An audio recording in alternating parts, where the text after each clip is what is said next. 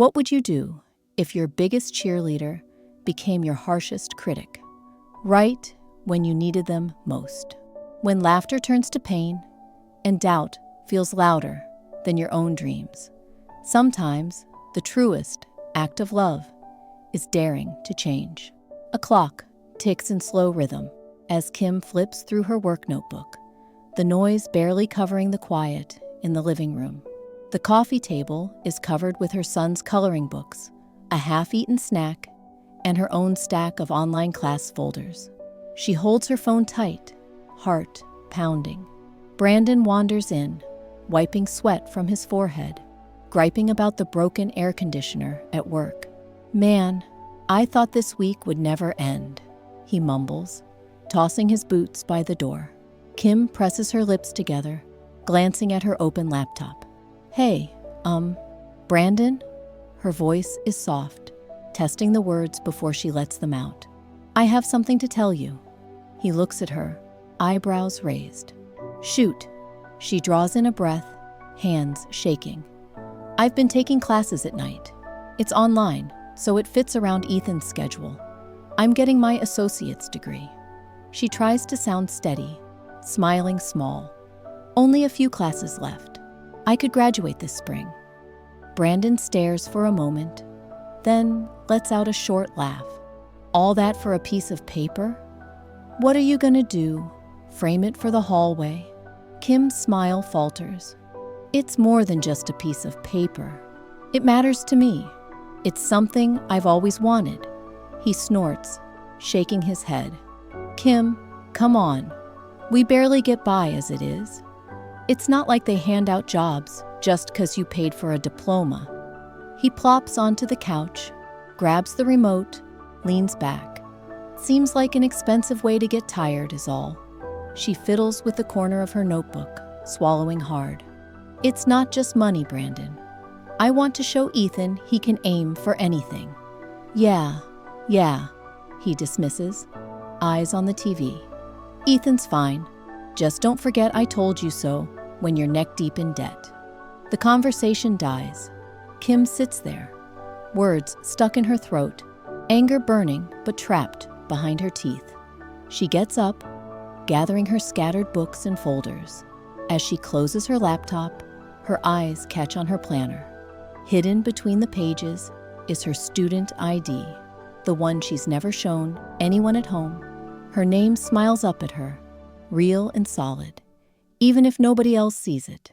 "I wish I could say I just brushed it off," Kim narrates silently, "but that hurt. I wanted something to light me up, just for me, but even dreams can feel small when someone you love shrinks them down."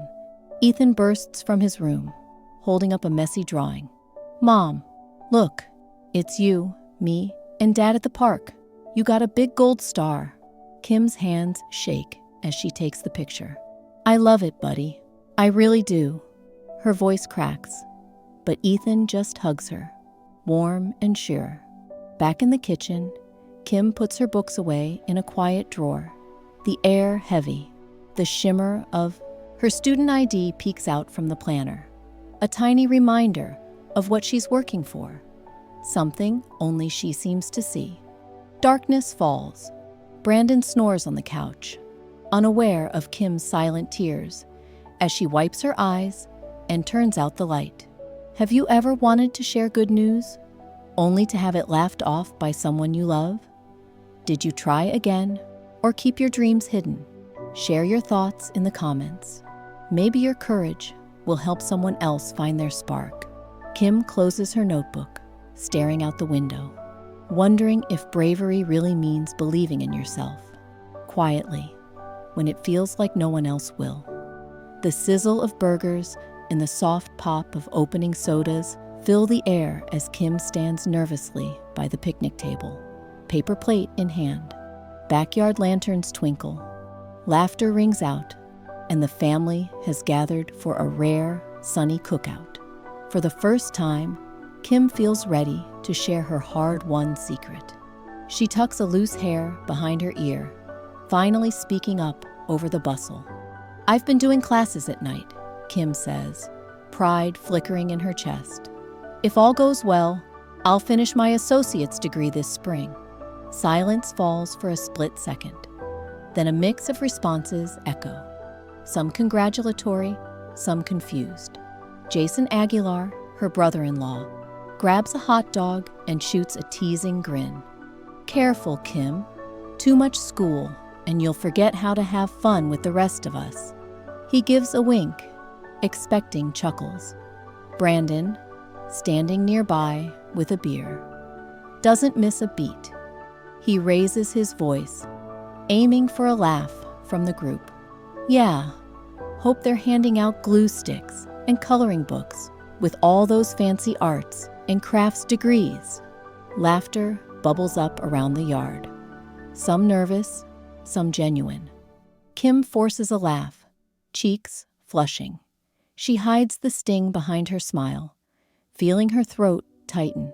She glances at her mother, who just gives an awkward shrug, and at her son, Ethan, already distracted by cousin's wild cartwheels. Kim looks down at her plate, shoving a forkful of pasta salad around, hoping the embarrassment will pass quickly. Throughout the afternoon, every time Kim is asked about school, she downplays it, brushing off questions with self-deprecating jokes. Inside, though, she feels small, marked by Brandon's careless words and the gentle echoes of Jason's teasing. Her joy in this little dream shrinks, diminished by laughter that feels less friendly now. Later, when the sun is low and the grill has cooled, Kim and Brandon pack up the car, tossing leftovers into the trunk. The ride home is quiet until Kim can't hold in her feelings. She turns to Brandon, her voice soft but shaky. Why did you say that? About arts and crafts? Do you really think my degree is a joke? He doesn't look up from the road, exhaling hard. Kim, it's just a joke. Don't be so sensitive. People tease about school all the time. It's not like this is some fancy university. Kim bites her lip. It's not funny to me. I've worked so hard. I needed you to have my back, not laugh at me with everyone else. Brandon shifts in his seat, a hint of impatience in his tone. You're making this a bigger deal than it is. I'm just saying, don't get your hopes up. Not everybody who goes back to school ends up with a better job, you know. Maybe you should focus on what's real, on us. Her hurt turns to anger. So, I'm supposed to just quit? Act like it doesn't mean anything? Because it doesn't matter to you? Brandon sighs, steering through the glowing city streets. I didn't say quit. Sometimes your goals are a little unrealistic, Kim. College is expensive, and it's a lot for our family. I just don't want you to be disappointed. The car goes silent. Kim looks out the window, tears prickling at the corners of her eyes. The rest of the ride, Ethan's gentle snores fill the back seat. But between Kim and Brandon, there is only the ache of words that can't be easily unsaid. At home, Kim heads straight to the bedroom. She passes by her open bag, the edge of her notebook showing, and can't bring herself to pick it up. For days after, those old school notebooks remain untouched on her desk, a visible reminder of her shrinking hope. The laughter at the cookout and Brandon's dismissive words replay in her mind, louder every evening. Kim's narration closes the scene. It's strange how one thoughtless joke can stick like glue. I wanted to celebrate something big, something I worked for, but instead, I felt small. I wondered if I'd ever finish what I started, or if I'd let his voice drown out my own. Have you ever had someone you love make you feel small over something that meant the world to you? Did you speak up or keep quiet to keep the peace? Share your story in the comments. Sometimes your voice can give hope to someone still searching for their own. Kim smooths a hand over her closed notebook, her dream muted beneath a rising tide of doubt, hoping tomorrow she'll find the strength to try again. The house echoes with quiet as Kim moves from task to task, her routine running on autopilot. The stack of dishes, laundry basket, and Ethan's schoolwork all blur together. Each chore a welcome distraction from the words she can't forget. Brandon moves through the rooms, present but distant, conversations clipped and awkward. Did you pay the gas bill? How late will you be? Dinner's on the stove. Even Ethan senses the chill, tiptoeing out of arguments he doesn't understand. Kim's energy drains by dinner, but still she wipes down countertops, signs homework sheets, and forces herself to smile when Ethan tells her about his day. Brandon's attempts at normal talk feel hollow. They trade weather updates and schedules, never touching anything real. In these small gaps, resentment and loneliness squeeze tighter until silence is easier than trying. Again, a Saturday grocery run becomes Kim's escape. Between shelves of fruit and boxes of cereal, she runs into Melissa Grant, a warm, steady presence from the office. Melissa grins, reaching for coffee beans. You look rough, friend. Is everything okay? Kim glances at her cart, debating honesty, then lets it out in a rush. It's just, I feel like I'm holding up the sky at home. Brandon jokes about my classes and now barely speaks to me. Sometimes I wish I could hit fast forward to graduation, just to see if it was worth it. Her eyes sting as she speaks. Melissa places a hand on her arm. You don't need anyone's permission to finish this, Kim. I know what it's like. Sometimes your win has to be just for you. The right people will catch up when they're ready. They walk together to the freezer section, laughter bubbling and slow comfort filling the gap. Melissa tells her stories of balancing kids, bills, and night classes too, reminding Kim that being doubted doesn't mean giving up. At home, the tension lingers. Kim closes herself off in small ways. A late shower, an extra errand, headphones playing soft music after dinner. She feels Brandon watching her, catching glimpses of her quiet withdrawal, but he stubbornly avoids any real apology. His pride won't let him admit he's hurt her, even as the questions pile up behind his eyes. Later, as Ethan draws at the table, Kim's hand brushes across a heavy envelope with her name in bold, embossed letters. Her graduation announcement, sealed, unopened, resting atop a pile of mail. She leaves it there, both a hope and a dare. Brandon notices it each night, but never asks about it. The announcement waits, a silent witness to their distance. A flashback crosses Kim's mind. 8-year-old Kim, huddled at recess, watching a circle of kids talking loudly about dreams and future jobs. She'd wanted to draw, but kept her head low, choosing company over standing out. Even then, fitting in felt safer than speaking up. That old fear of standing on her own, of wanting too much, echoes through every new silence with Brandon. As the house grows quiet, Kim tucks Ethan in, listening to him chatter about robots and math. You're smart, Mom. I hope you get a gold star at school too, he says, breaking her heart with simple faith. When night falls, Kim sits alone at the kitchen table. The soft glow of the laptop lights her tired face as she stares at the blinking tuition payment screen. Her fingers hover over the keys, bills and doubt swirling in her mind. But beneath it all, resolve presses on. She wants to finish what she started, for herself and for Ethan. She wants to believe that hope and hard work are enough, even if her home feels empty of encouragement right now. Kim's voice, soft and steady in her own mind, reminds her, sometimes the people you need most can't see your biggest dreams until you make them real. Sometimes you fight for yourself because no one else will.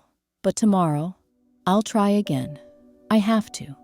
Have you ever been pushed to keep going, even when home felt cold or your biggest supporters went silent?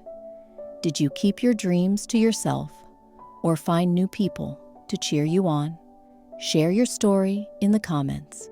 You may be that voice of hope for someone else finding their way through the silence. As midnight passes, Kim presses submit on the payment, shuts the laptop with trembling relief, and leaves the unopened announcement on the counter. Hope alive, waiting for the day her victory makes the silence worth it. The living room clock ticks steadily as Kim curls on the couch, hands wrapped tightly around a faded mug. The house is dim, shadows stretching long across the walls. She waits for Brandon to come home, hoping for an ordinary evening. Just quiet, togetherness, maybe a TV show in the background. Instead, the air feels loaded, heavy with the things they haven't said. Brandon walks in, dropping his keys with a sharp clatter onto the counter. He sighs, not looking at her for a long moment. Kim, you're so wrapped up in your classes these days. You're forgetting about your family, about us, he finally says, his voice clipped but not loud. Kim straightens, the words burning more than she wants to admit. I'm not forgetting you. I'm not forgetting Ethan. I'm doing this for all of us. Her voice wavers, but she holds his gaze. Brandon shakes his head. Feels like school is all you think about. Schedules, deadlines, your laptop. I barely see you. There's frustration under his words, but also a bit of hurt. Kim swallows, blinking back tears. I'm working so hard because I want a better life. For me. For Ethan. Don't you see that? He scoffs, his hands gripping the back of a chair. What I see is you disappearing. Late nights, always tired, always stressed. Maybe you should slow down.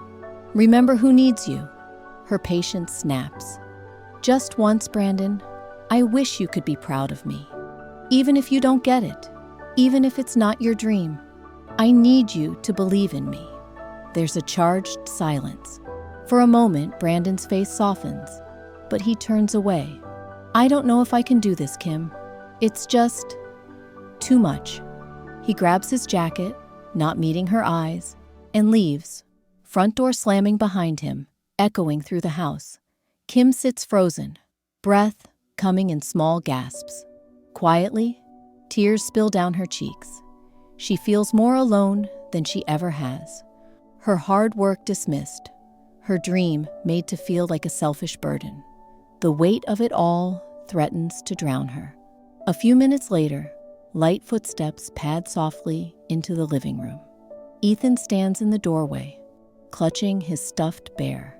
He sees his mother, hesitates, then moves to her side. Without a word, Ethan climbs onto the couch and wraps his arms around Kim. He just sits there, warm and steady, holding her while she cries quietly into his shoulder. He doesn't ask questions. In his small, sure voice, he says, "I'm proud of you, Mom." Kim clings to him, a small comfort blooming in the vast emptiness.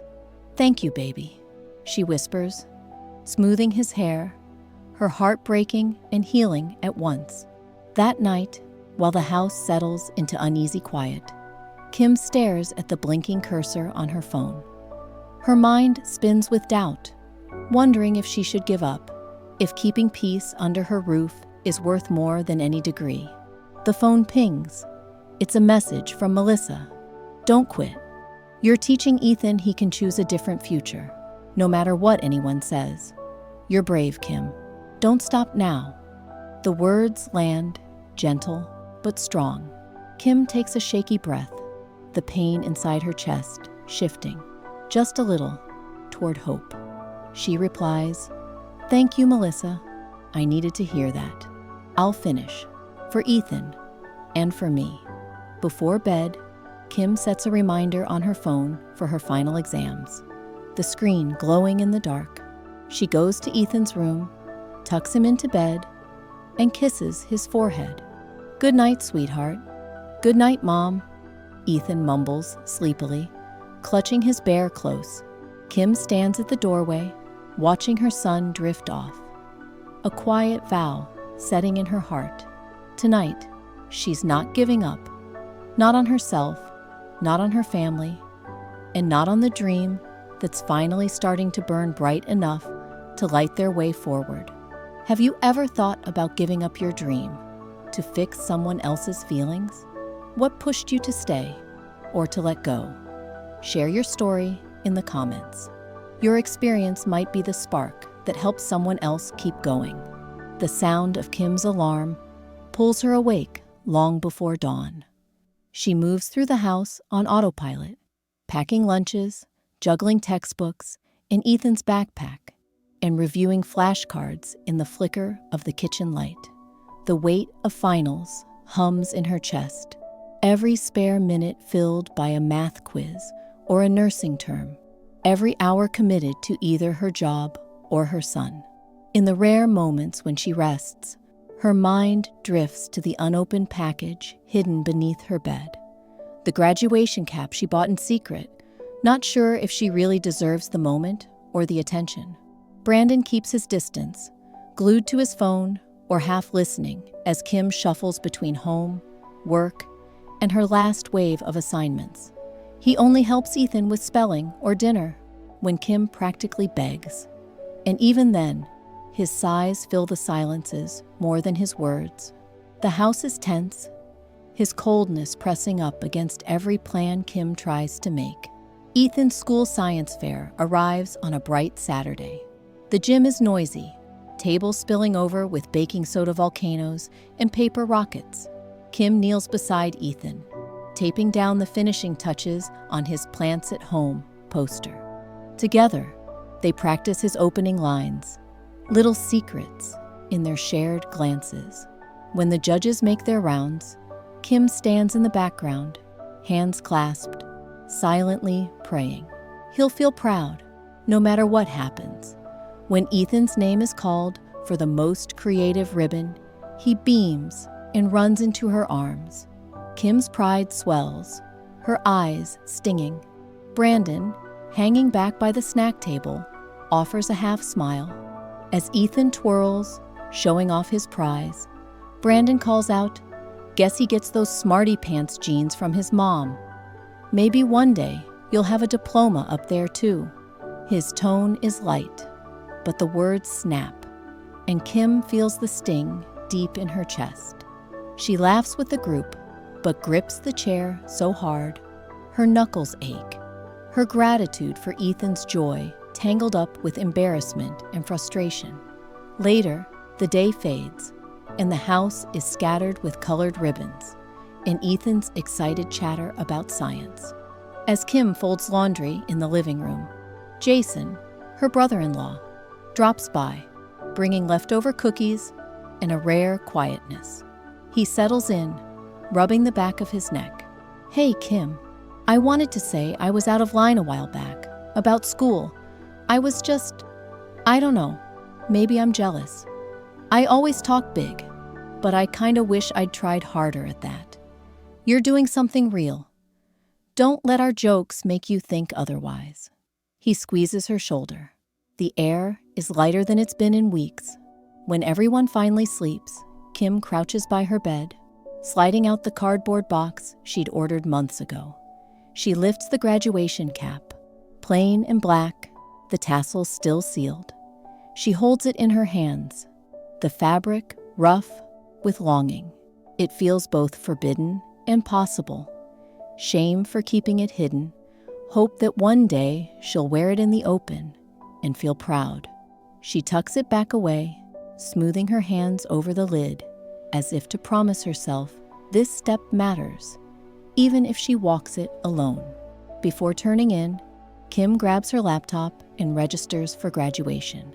She selects, hesitant, but hopeful. "Yes, I want to walk at commencement." When prompted for tickets, she orders one for herself and a second, just in case, not out of expectation, but out of hope that maybe on the day her world shifts, someone she loves might finally show up. Kim listens to the quiet of her house. Ethan's soft snores, Brandon's muted TV. Despite the hard things still unsaid, a new determination settles inside her. This journey is hers, with or without full support, and she is finally ready to claim it. Have you ever reached a milestone with no one cheering, or kept hope alive even when support felt impossible? What did you do? Invite others to witness your joy, or keep your celebrations private and sacred? Share your thoughts in the comments. Your story could help someone else walk bravely toward their own victory. Kim closes her eyes, the memory of Ethan's ribbon and Jason's apology warming her chest. The future remains uncertain, but for tonight, she chooses to believe in the power of small triumphs, knowing even the most private hopes can one day shine in the open. The morning sun slants across Kim's bedroom, glinting on her closed laptop and the neat pile of clothes on her chair. She stands in front of the mirror, smoothing the wrinkles from her new dress, cap and gown hanging nearby. Her hands shake as she pinches her student ID inside her wallet, a tiny sign that today, all the quiet work finally matters. Ethan bursts in, eyes wide with excitement. "Mom, are you ready?" Melissa said she brought the extra sparkly signs. He dances from foot to foot, curly hair wild. Kim forces a smile, nerves rattling inside her. "Almost, buddy. Grab my tassel from the dresser." Ethan sprints off as Kim takes a deep breath, listening for sounds downstairs. No sign of Brandon. No text, no note.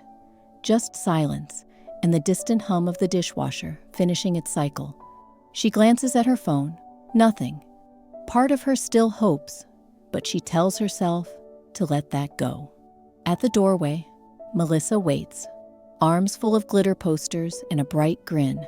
"Come on, graduate. You're going to be great." She tucks a strand of hair behind Kim's ear, voice gentle but fierce. "Whether he comes or not, today is yours. Own it." Kim nods, hugs Ethan close, then heads to the auditorium. The thick crowds, balloons, and families filling up every row make her heart pound harder. Women in gowns laugh together. Families snap photos. Kim's gaze bounces, always searching the aisle, never landing on Brandon's face. The announcer calls, "Guests, please find your seats." Kim tucks herself into the line of graduates, her palms damp, looking up at the stands. She spots Ethan waving furiously, bouncing a glittery sign high above his head. Melissa beside him, cheering and snapping pictures. Kim's chest tightens, pride and heartbreak mixing inside her. The seat where she kept picturing Brandon is just empty. One by one, names echo through the hall. The closer they get to Foster, the faster Kim's heart hammers. She whispers to herself, "You did this. It's enough, even if..." Suddenly, Ethan's high voice cuts through. "Mom, look!" Kim follows his finger. Brandon rushes down the aisle, hair tousled, breathless, and gripping a square wrapped box in bright, crumpled paper.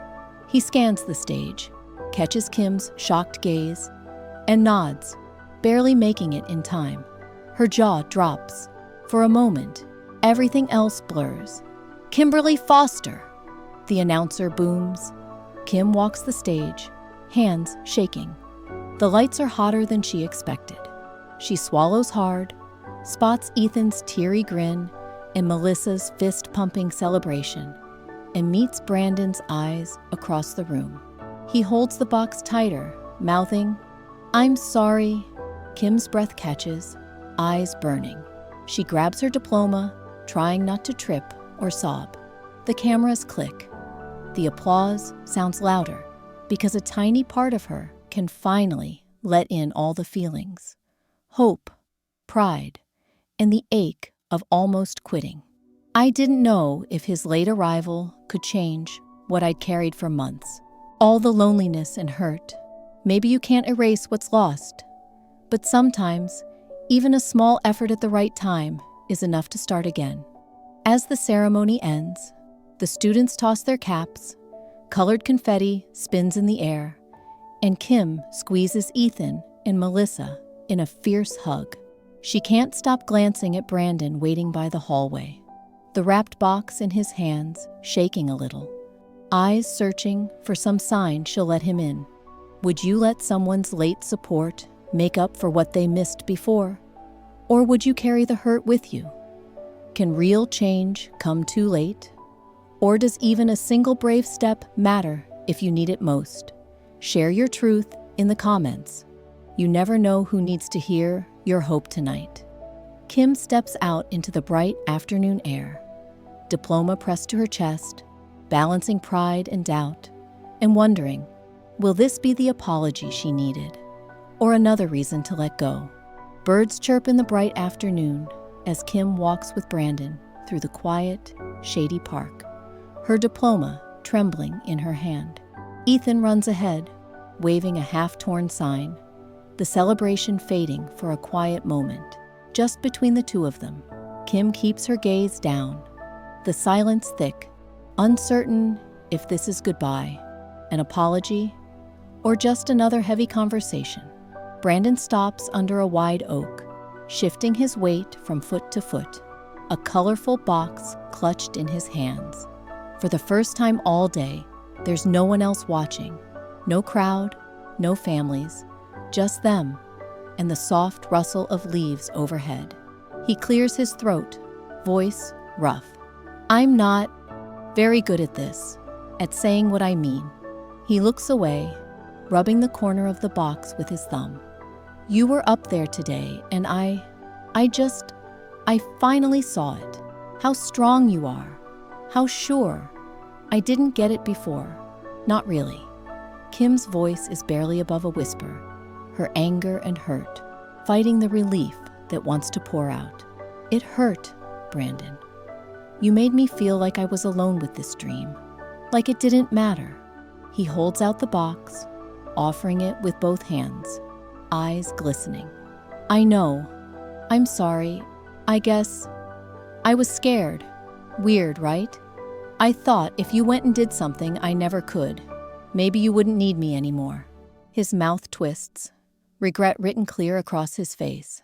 It's a dumb reason, but it's the truth. Heart pounding, Kim takes the box, fighting tears, as her fingers fumble with the neat ribbon. The paper gives way, and she lifts the lid. Inside, shining in the light, a necklace with her degree initials, and a single, simple message. Proud of you. The silver chain is fine and elegant, so unlike anything Brandon's ever picked before. She gasps, hand covering her mouth. For a moment, the world shrinks to just that necklace and what it means. Proof that she's not invisible, not less, not silly for wanting more. Brandon's voice shakes. You did it, Kim. You finished, even when I made it harder. I'm sorry for the jokes, for all the nights I acted like it was nothing. I promise, next time, I'll be the one cheering the loudest. I want you to know, whatever you do, I'm proud. You're courageous, and I needed to see it to understand. Kim's eyes spill over, her own voice broken. I never wanted to leave you behind. I just wanted to be seen, to feel like I could do it, that you believed in me, maybe just a little. He steps closer, hands shaky, as he helps her clasp the necklace around her neck, the metal cool and bright against her skin. I believe in you, Kim. I really do. I'm sorry I took so long to say it. They both laugh through their tears, the relief as real and messy as the hurt that came before. I don't need you to be perfect, Kim sniffs. Just to try. That's all I ever wanted. Ethan runs up, waving his sign. Can we get ice cream now? Mom, you look like a superhero. He beams up at her, no doubt or fear in his eyes, just happiness that his family is back for this moment together. Kim nods, brushing the tears from her face as she squeezes Brandon's hand, and laughs, the weight of doubt lifting as hope finally has space to grow. Let's go, champ. I think we all deserve a treat. They walk off as the sun lowers, Kim's necklace sparkling at her throat, her silent victory, and proof that love can change, even after all the mistakes. Brandon glances at her, pride mixing with apology, and for the first time in a long time, she feels seen. Kim's voice lingers, soft as the breeze. Sometimes the only thing harder than chasing a dream is asking to be loved when you finally catch it. Forgiveness isn't always fast, but it can be real, even if you have to build it, one honest word at a time. As they all pile into the car, heading to the ice cream shop, the family's laughter floats on the air, blended with relief, the first true sweetness of a new beginning. The kitchen is alive with the quiet rhythms of a new family routine. Lamplight glows softly over plates of spaghetti as Kim laughs with Ethan, who proudly tells Brandon about his latest science club project. There's no tension, no sharp words, just the warmth of people who have found their way back to each other. Brandon refills Kim's glass, his eyes lingering on the necklace that now never leaves her neck. Scenes slip by. Kim and Ethan huddled over textbooks, giggling as they quiz each other with flashcards. Brandon taking a picture of Kim beside her new desk, a shiny nameplate that reads, Kimberly Foster, Associate. He flashes the photo to anyone who will listen. Co-workers, friends at the hardware store, even the pizza delivery guy. My wife did this. She finished college. His voice holds no jealousy, just genuine pride. At a quiet lunch, Kim scrolls through job applications. Brandon and Ethan leaning in to offer suggestions and cheers. Where there was once distance, there's now real partnership, helping, listening, and supporting, even when Kim's nerves flutter before each interview. When she gets her first job offer, the whole family goes out for ice cream. Ethan orders sprinkles for everyone, because it's a celebration. In rare, quiet moments, Kim reflects honestly on her journey. Her voice, gentle but strong, overlays shots of glowing family dinners, open books, and the glint of her graduation gift. Nobody tells you that healing after being let down takes time. You think one big apology will fix everything, but most days, it's small things. The hallway smiles, the way he brags about me to everyone, the morning coffee with my name on it. I didn't think we'd look this happy again.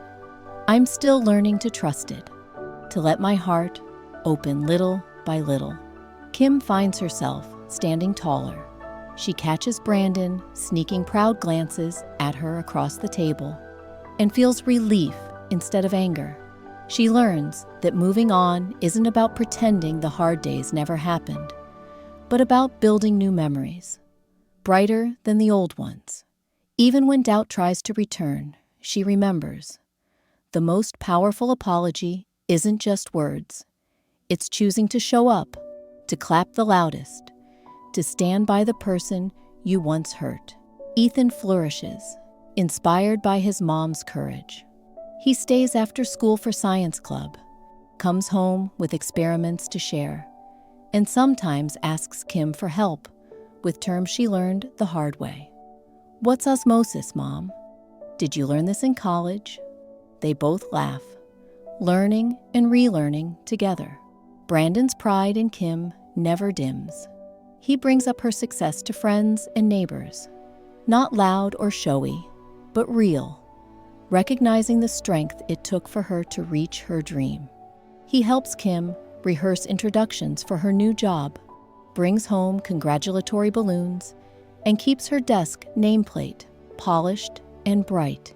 Kim's narration closes this chapter, looking into the camera with a quiet resolve. If you've surprised someone who doubted you, whether it changed your family or just your own heart, you know how powerful it is. To anyone dreaming in secret, afraid to speak up, don't wait for someone else to believe in you before you try. Sometimes, the biggest change comes from believing in yourself first.